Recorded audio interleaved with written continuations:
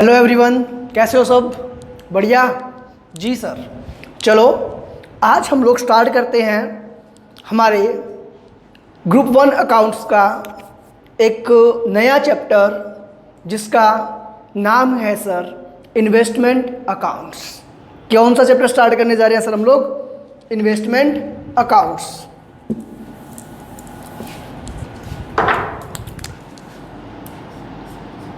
इस चैप्टर के अंदर सर हम लोग देखेंगे कि जो इन्वेस्टमेंट है उनकी अकाउंटिंग आप कैसे करते हो। एक और अच्छी चीज़ बताता हूँ सर आपको, इन्वेस्टमेंट अकाउंट के साथ साथ आपका एक एएस भी कवर हो जाएगा, अकाउंटिंग स्टैंडर्ड 13। तो चैप्टर के अंदर प्लस आपके एएस का जो एक पोर्शन है वो कवर होगा इस चैप्टर के थ्रू।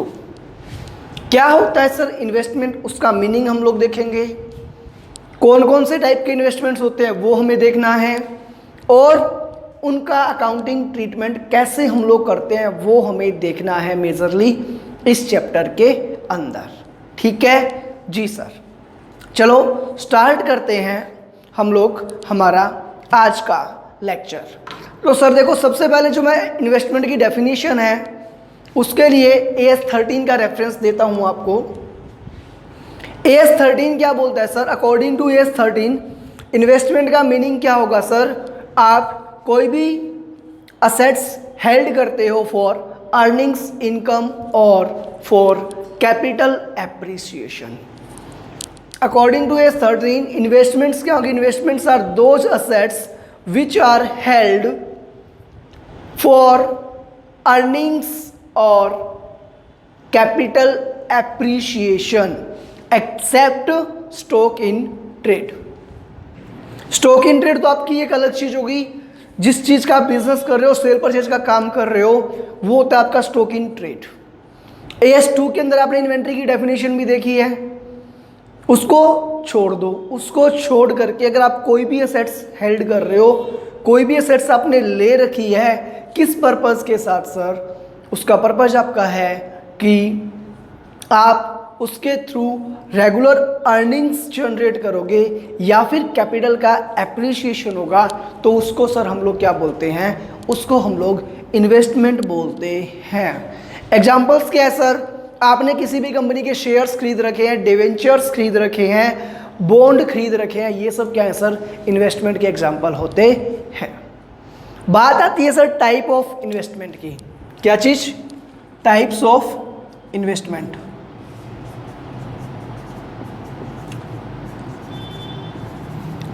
प्राइमरी जो आपकी इन्वेस्टमेंट उनको हम लोग दो टाइप में डिवाइड करते हैं।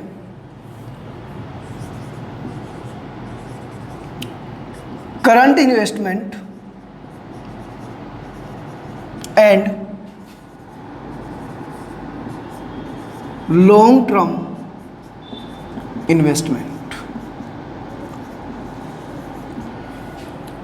एक हुआ आपका करंट इन्वेस्टमेंट और दूसरा क्या हुआ सर? Long term investment. बात आती है सर करंट इन्वेस्टमेंट क्या होता है? तो those investment which are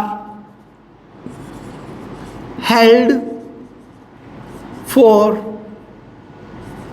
less than 12 months. ऐसे इन्वेस्टमेंट जिनमें आपने जब पैसा लगाया तो आपका इंटेंशन क्या था सर? कि हम लोग इन्हें 12 महीने से कम टाइम पीरियड के लिए अपने पास रखेंगे, तो उन इन्वेस्टमेंट को सर हम लोग क्या बोलते हैं?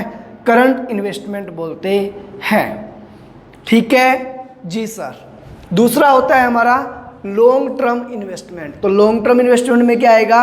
वो इन्वेस्टमेंट्स जो क्या हैं? आपके करंट इन्वेस्टमेंट्स नहीं है। तो those investments which are not current investments, या फिर और बोल दूं those investments which are held for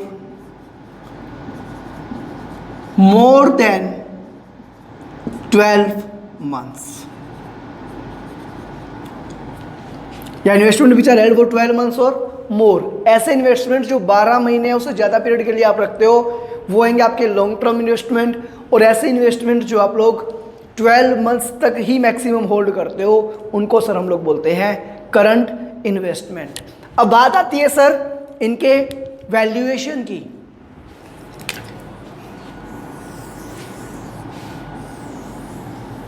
जो वैल्यूएशन है सर इसका, वो वैल्यूएशन कैसे किया जाएगा, किसका, करंट इन्वेस्टमेंट का और लॉन्ग टर्म इन्वेस्टमेंट्स का।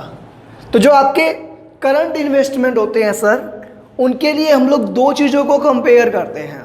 वो दो चीज़ें कौन कौन सी होती है सर, एक तो होती है आपकी कॉस्ट और फेयर वैल्यू, जिसका दूसरा नाम क्या होता है आपका market value, whichever is lower. Current investment के वैल्यूएशन की अगर हम लोग बात करें तो करंट इन्वेस्टमेंट सर वैल्यूड होते हैं एट कॉस्ट वैल्यू और fair value whichever is lower. Sir cost investment की कैसे कैलकुलेट करेंगे वो हमें देखना है, और फेयर वैल्यू क्या होती है वो भी हम लोग अभी देखेंगे थोड़ी देर में। ऐसे ही सर अगर हम लोग बात करें लॉन्ग टर्म इन्वेस्टमेंट की सर, तो इन इन्वेस्टमेंट को हम लोग वैल्यूड कैसे करते हैं सर, इसके अंदर आपका जो सिंपल सा कॉन्सेप्ट है वैल्यूएशन का, ये सर वैल्यूड होते हैं नॉर्मली किस पे, कॉस्ट पे। जो आपके लॉन्ग टर्म इन्वेस्टमेंट वो किस पे वैल्यूड होंगे, कॉस्ट पे। इसके साथ आपका एक नोट चलता है सर, वो नोट क्या है, unless there is any permanent decline in value of investment. जब तक इन्वेस्टमेंट की वैल्यू के अंदर कोई भी परमानेंट डिक्लाइन नहीं होता तब तक सर हम लोग क्या करते हैं, इनको कॉस्ट पे वैल्यूड करते हैं। अगर क्या होगा, if there is permanent decline in the value of long term investment then provision should be made for decline. अगर इन इन्वेस्टमेंट का वैल्यूएशन आपने किया है कॉस्ट पे, but in long term investment की वैल्यू के अंदर क्या हुआ सर, कोई परमानेंट डिक्लाइन अगर हो गया तो फिर हम लोग क्या करेंगे, प्रोविजन बनाएंगे। ठीक है जी सर। तो क्या क्या देख लिया हमने, हम देख रहे हैं सर इन्वेस्टमेंट क्या होता है, उसके टाइप हमने देख लिए, दो टाइप के होते हैं, करंट इन्वेस्टमेंट और लॉन्ग टर्म। करंट इन्वेस्टमेंट का वैल्यूएशन कैसे करेंगे, कॉस्ट और मार्केट वैल्यू या fair value whichever is less, और लॉन्ग टर्म का हम लोग नॉर्मली किस पे करते हैं, कॉस्ट पे। बट अगर किसी इन्वेस्टमेंट की वैल्यू के अंदर परमानेंट डिक्लाइन हो जाता है सर, तो फिर जो भी परमानेंट डिक्लाइन हुई उस पोर्शन के लिए हम लोग क्या करते हैं, प्रोविजन क्रिएट करते हैं। ठीक है, नोट कर लो एक बार जल्दी से जो आपका ये बोर्ड पे लिखा हुआ है, ये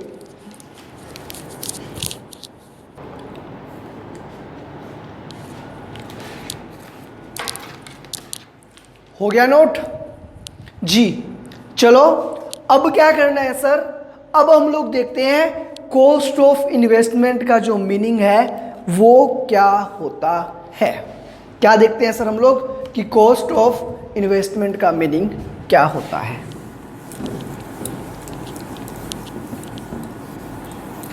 फेयर वैल्यू जो है सर, फेयर वैल्यू जब आप लोग एएस पढ़ते हो तो वहां पे वर्ड यूज किया हुआ है फेयर वैल्यू, नॉर्मली हम लोग उसी को क्या बोलते हैं, मार्केट वैल्यू।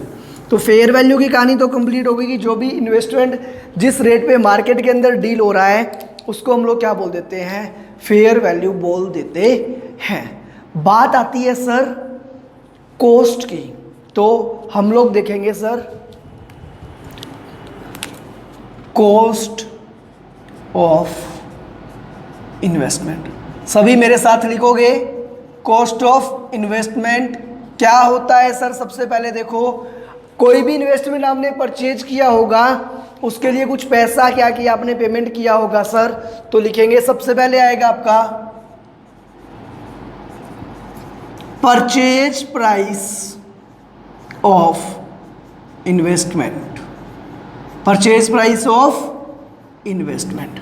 सर इसके अंदर हमें क्या करना पड़ेगा, जोड़ना पड़ेगा, कुछ खर्चे हमारे और लगे होंगे।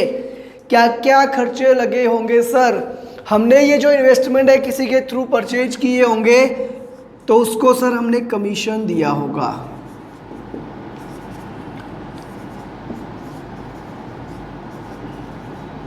सर किसी भी टाइप के जो टैक्सेस हैं उनका इन्वॉल्वमेंट हो सकता है, तो टैक्सेस पेड, जो भी टैक्सेस आपने पेड किए किसके लिए सर, इन इन्वेस्टमेंट को परचेज करने के लिए।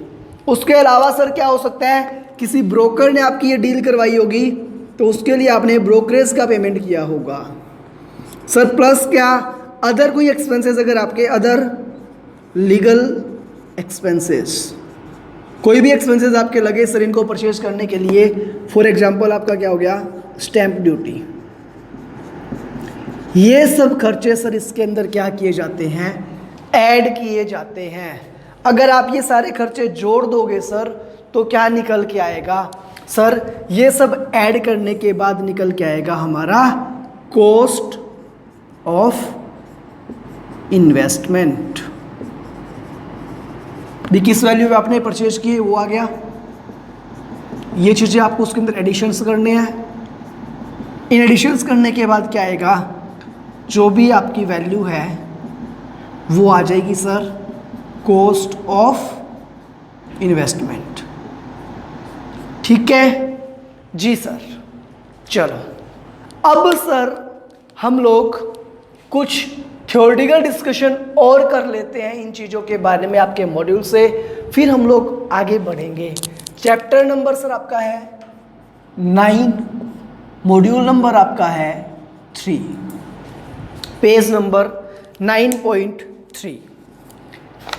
इंट्रोडक्शन में देखो, investments are assets held by an enterprise for earning income by way of, कौन कौन से टाइप की इनकम हो सकती है सर इन इन्वेस्टमेंट से, इंटरेस्ट की, डिविडेंड की और rental income, for capital appreciation और for other benefits to the investing enterprise.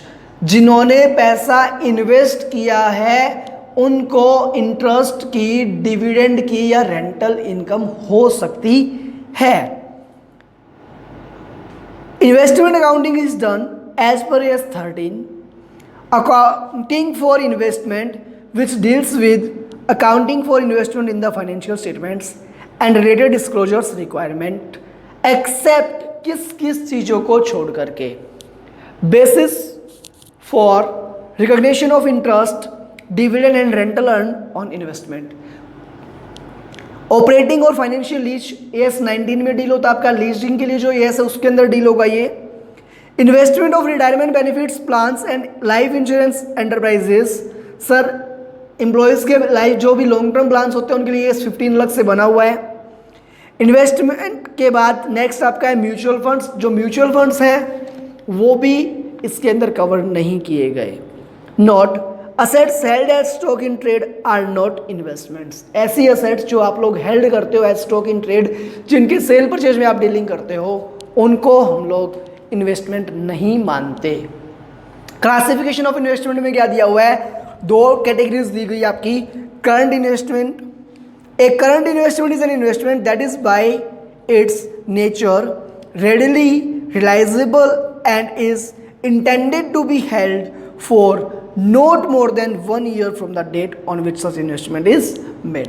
अगर हमने कोई इन्वेस्टमेंट खरीदा और हमारा इंटेंशन यह कि उसको विद इन 12 मंथ्स हम लोग बेच देंगे sir, then that's called current investment. Example, A Limited acquired 1000 shares of B Limited on 1st April 12 with an intention to hold them for a period of 15 months. Suggest the classification of such investment as on 31st March 13। तो आपकी balance sheet कब बन रही है sir, 31st March 13 को। Investment in 1000 shares is not a current investment because it is intended to be held for more than 1 year from the investment date, even though the remaining period as on reporting date में be less than 1 year. तो कहते हैं आपको जो ये 12 months का time देखना है, वो टाइम पीरियड कहाँ से देखोगे, डेट ऑफ इन्वेस्टमेंट से हमें देखना है। अगर डेट ऑफ इन्वेस्टमेंट से हमारा जो इंटेंशन है वो मोर देन 12 मंथ्स का है, then that's called long term investment. और अगर सर हमारा इंटेंशन जो है वो 12 मंथ से कम का है, then that's called current investment. बाद में एक और कॉन्सेप्ट आता है सर कैरिंग अमाउंट का।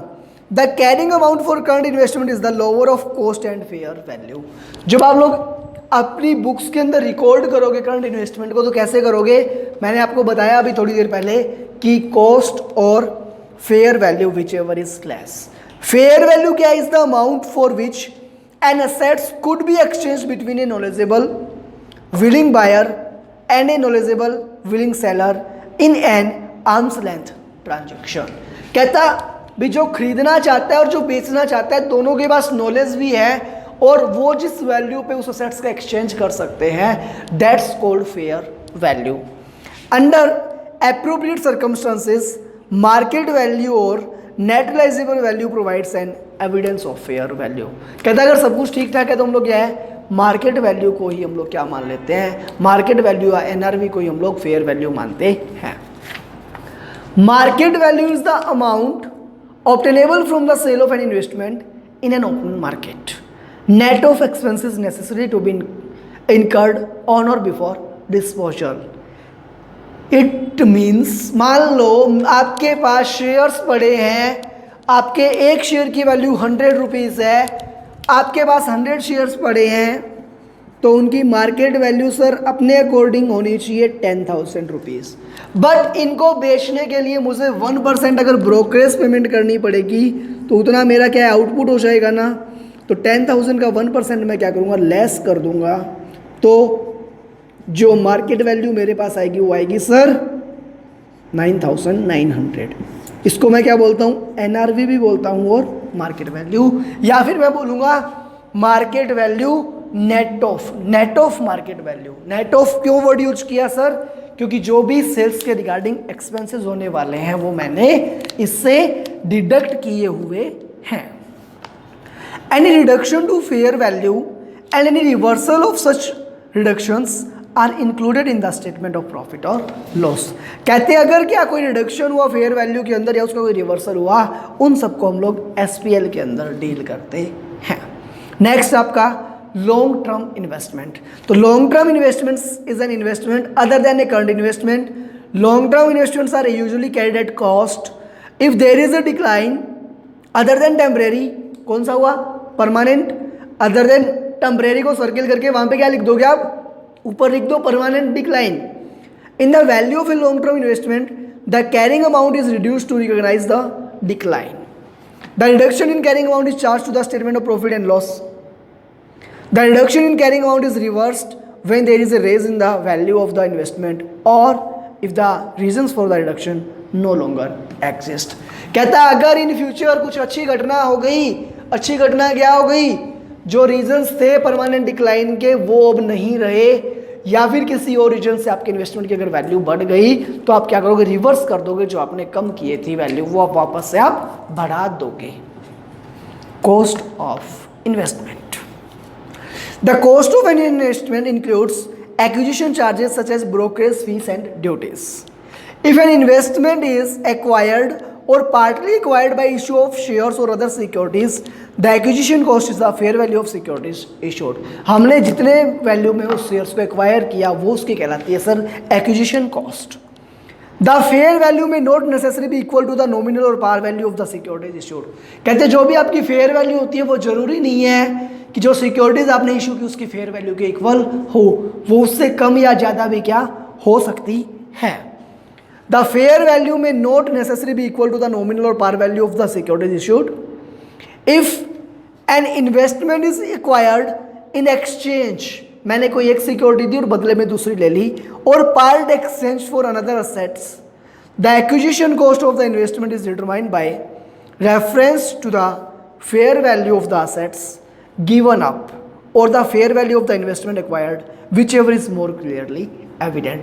तो कहते हैं जो असेट्स हमने दी उसकी फेयर वैल्यू ज़्यादा अच्छे से पता चल रही है तो वो, या फिर जो असेट्स हमने ली दोनों में से जिसकी भी वैल्यू फेयर वैल्यू ज़्यादा अच्छे से हमें क्लियरली पता चल रही है वो वैल्यू हम लोग यहाँ पे कंसीडर कर लेते हैं।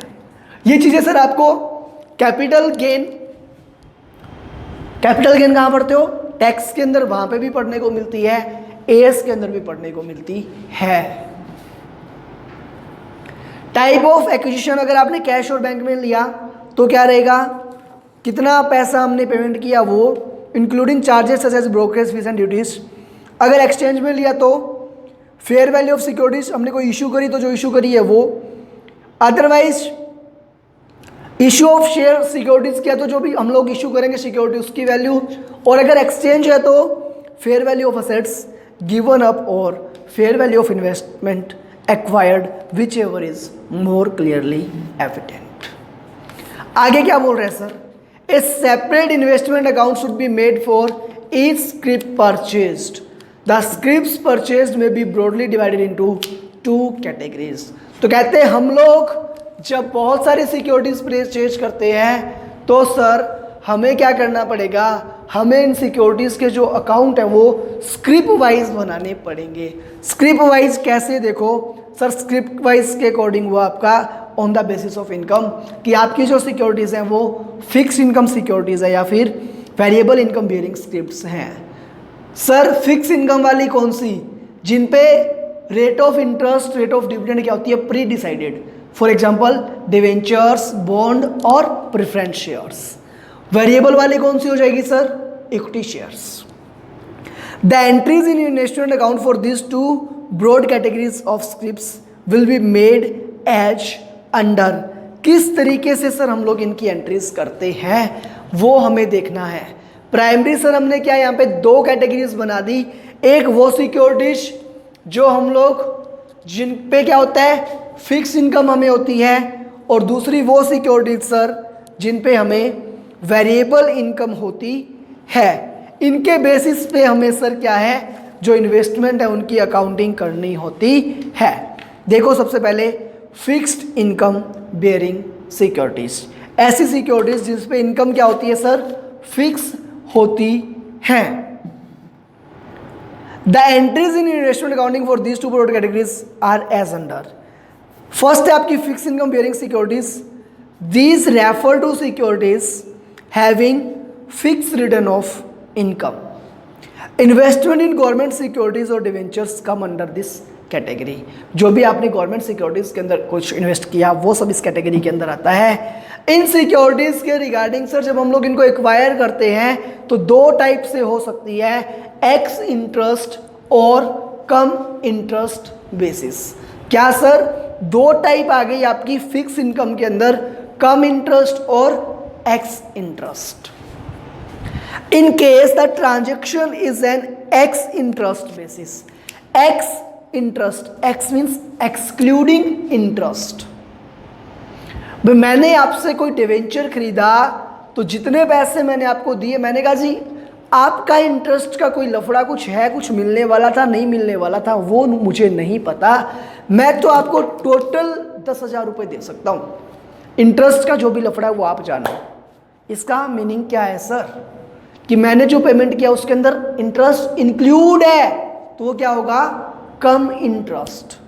बट आपने बोला भाई साहब 10,000 तो दो इन्वेस्टमेंट के और 500 रुपये बनते हैं इंटरेस्ट के, 500 मैं आपसे अलग से लूँगा उस 10,000 के अलावा। तो जो 10,000 में हमारी डील फाइनल हो रही है उसके अंदर इंटरेस्ट इंक्लूड नहीं है, वो कैसे है, एक्सक्लूडिंग इंटरेस्ट। तो उसको क्या बोलेंगे सर, एक्स इंटरेस्ट। देखते हैं चलो।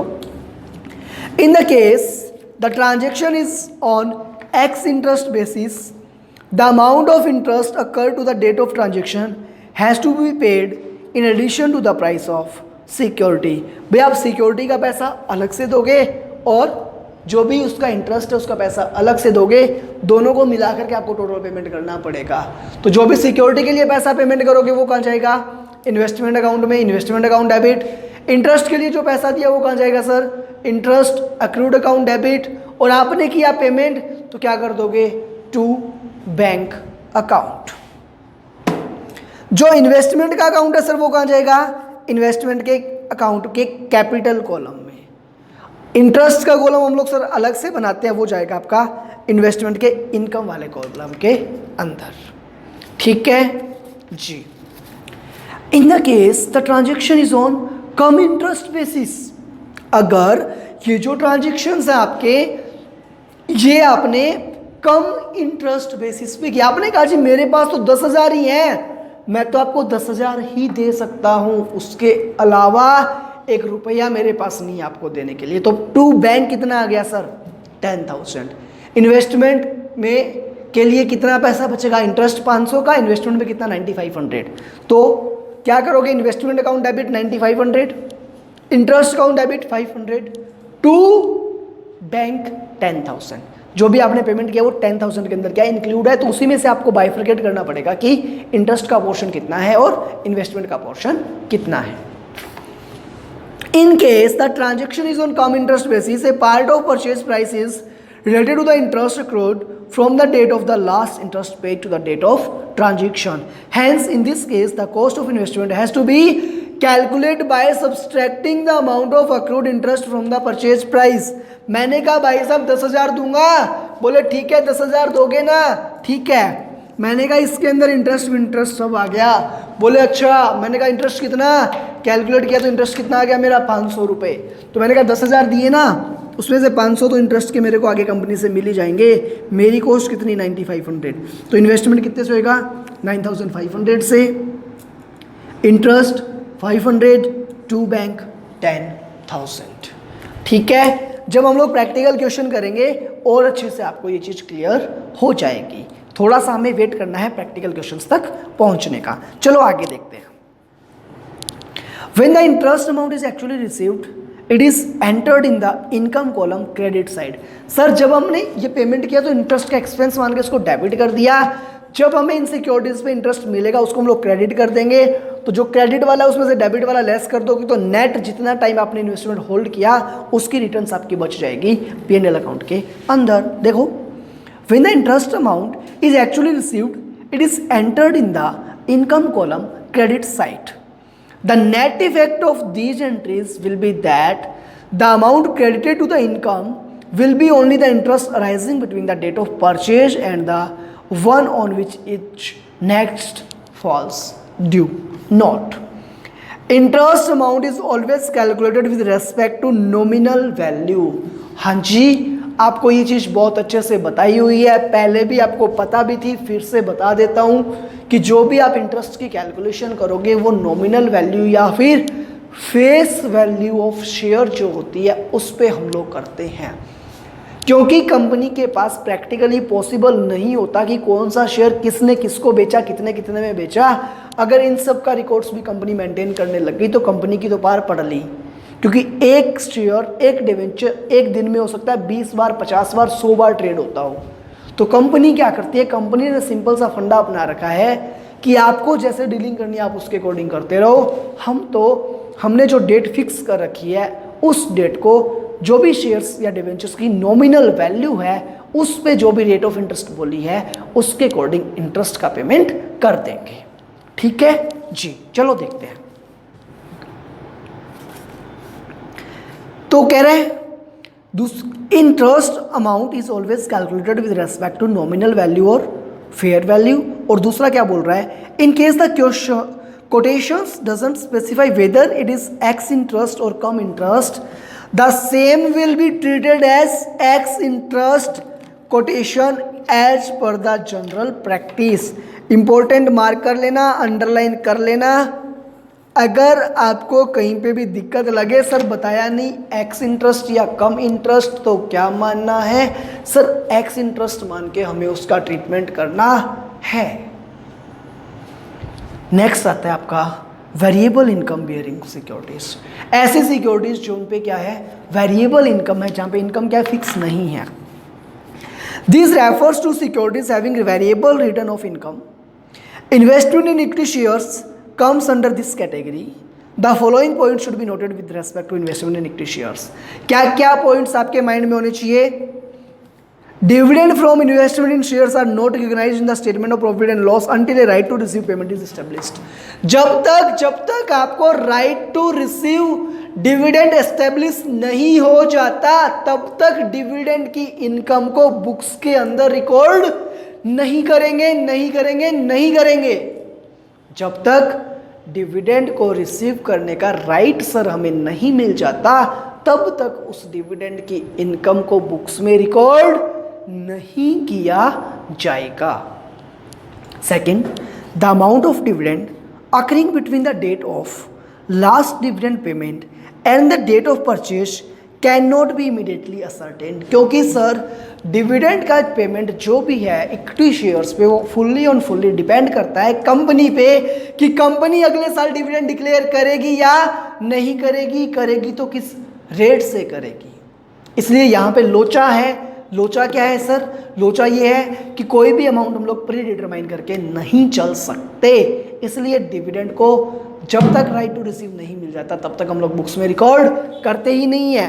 The following way of information is interpreted in the books of investor at the time of purchase. तो आपने जो भी पेमेंट किया इन्वेस्टमेंट के लिए किया, एंट्री होगी investment account debit to bank account. कोई भी इंटरेस्ट डिविडेंड का कोई भी चक्कर पड़ने वाला नहीं है। बट अगर आपको पता चला कि राइट टू रिसीव हमें मिल चुका है तो ये क्या सर पैसा हमें मिलेगा, इनकम होगी, हमारे इन्वेस्टमेंट की कॉस्ट क्या हो जाएगी सर? कुछ कम हो जाएगी।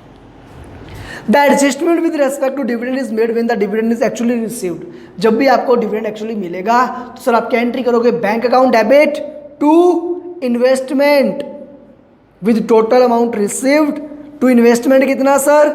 जितना with the amount of dividend for the period for which investor did not hold the shares. तो इसका मतलब सर कौन सा? प्री एक्विजिशन पीरियड वाला। और ये कैपिटल रिसिप्ट होती है सर, इसलिए इसके आगे लिख दो आप लोग ब्रैकेट में क्या लिख देना? कैपिटल रिसिप्ट, और लिख दो adjusted against cost of investment, कि जो भी हमने पेमेंट किया है उसमें प्री एक्विजिशन के रिगार्डिंग जितना डिविडेंड मिला वो क्या होगा सर? प्री एक्विजिशन वाले में से लेस हो जाएगा with the amount of for the post minus acquisition period. कहता टोटल पीरियड क्या है उसमें से अगर आपने एक्विजिशन पीरियड लेस कर दिया तो जो बचा प्री वाला, तो जो भी आपका प्री वाला है वो क्या है? इन्वेस्टमेंट की कॉस्ट को कम करेगा। और बाकी बचा हुआ है सर उसके लिए आप क्या कर दोगे? टू इन्वेस्टमेंट लिखा हुआ है ना यहाँ पे इन्वेस्टमेंट इनकम कर दो आप साथ में, या फिर आप लिख सकते हो टू डिविडेंड। ये वो वाला पोर्शन है जो आप जिस पीरियड के लिए आपने शेयर्स को एक्वायर होल्ड करके रखा उस पीरियड की इनकम है। तो ये कहाँ जाएगी सर? आपकी एसपीएल के अंदर, statement of profit and loss के अंदर। दिस अमाउंट विल अपीयर, जहाँ पे सिंगल स्टार है वो कहाँ जाएगा? आपका कैपिटल कॉलम में, और जहाँ पे डबल स्टार है वो कहाँ जाएगा? इनकम कॉलम में। The important point with respect to investment in equity share is that the amount of dividend for the period for which the share were not held by investor should not be treated as revenue receipt, but they should be treated as capital receipt. That is when dividends on equity shares are declared from pre-acquisition profits, the amount of such dividend received by investor is entered in the credit side in the capital column so has to reduce the cost of acquisition. तो जो आपको इस centre में मैंने ऊपर वाला बताया वो क्या आपकी कैपिटल रिसिप्ट है, और कैपिटल रिसिप्ट होने के कारण वो क्या करेगी सर? वो इन्वेस्टमेंट की कॉस्ट में से लेस की जाएगी। If it is difficult to make an allocation between pre and post acquisition period except on an arbitrary basis, the cost of investment is normally reduced by dividend receivable only if they clearly represent recovery of part of the cost। कहते हैं अगर हम लोगों को कुछ clear नहीं हो रहा तो हम लोग केवल उसी टाइम पे इन्वेस्टमेंट की कॉस्ट में से लेस करेंगे जब हमें ये चीज़ क्लियरली पता होगी कि ये जो है ये प्री एक्विजिशन वाले पोर्शन से रिलेट कर रहा है। Last, when right shares offered are subscribed for, the cost of the right shares is added to the carrying amount of the original holding. Sir right issue वाले chapter के अंदर हम लोग इसको डिस्कस कर चुके कि जो भी हमारे शेयर्स है ऑलरेडी एग्जिस्टिंग उसके अंदर ही हम लोग क्या करेंगे? राइट इश्यू वाले शेयर्स और उनकी कॉस्ट को ऐड कर देंगे। बस इतना सा करना है। If rights are not subscribed for but are sold in the market, bracket में लिख दो रिनाउंस। राइट को रिनाउंस करना पढ़ चुके ना आप लोग, तो वही रिनाउंस वाली बात कर रहा है। The sale produces are taken to the statement of profit and loss. तो सर आपके पास कोई शेयर्स थे नहीं, आपने बेचे नहीं, ये आपकी इनकम मानी जाएगी वेरिएबल नेचर की, और कहाँ चली जाएगी? एसपीएल के अंदर रिकॉर्ड हो जाएगी। राइट इश्यू के लिए क्या बोल रहा है देख लो, when right shares offered are subscribed तो cost of right share should be added to the carrying amount of the original holding और नंबर ऑफ शेयर्स आपके इंक्रीज हो जाएंगे। अगर हमने बेच लिए तो कहाँ जाएगा, P&L के अंदर जाएगा। Note where the investment are acquired on cum right basis, investment acquire कैसे किए, cum right basis, and the market value of investment immediately after their becoming ex right is lower than the cost.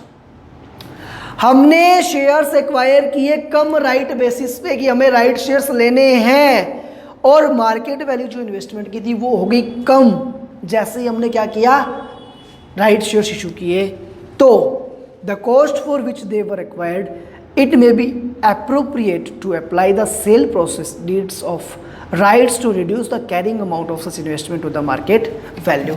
कैसे, देखो एक example दिया हुआ है, example देखते हैं, अगर फिर भी समझ नहीं आया तो हम लोग आगे और डिटेल में देखेंगे इस चीज़ को। For example, mister x acquires 200 shares of A company on cum right basis for ₹50,000। एक पर्सन है मिस्टर एक्स 200 शेयर लाए 50,000 रुपये में। हुआ क्या, देखो भाई, he subsequently receive an offer of right of fresh shares in the company in proportion of 1:1 at ₹110। अब ये भाई साहब अगर राइट लेते हैं तो 110 रुपये इनको खर्च करने पड़ेंगे, 110 रुपये में इनको शेयर्स मिल रहा है। पहले इन्होंने नंबर ऑफ शेयर्स कितने लिए थे, देख लो, 50,000 डिवाइड बाई 200, तो 250 शेयर्स लिए थे। अब 250 शेयर्स इनको मिल जाएंगे और एडिशनल 110 रुपये के हिसाब से 27,500 रुपये में इनको मिल रहे हैं। आगे देखते हैं।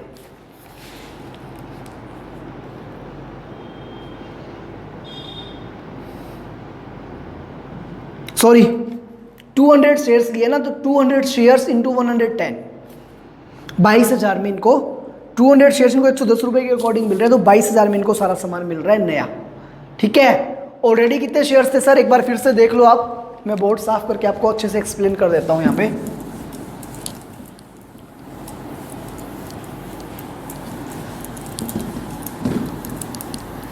ये कह रहे हैं भाई साहब कि 200 शेयर लाए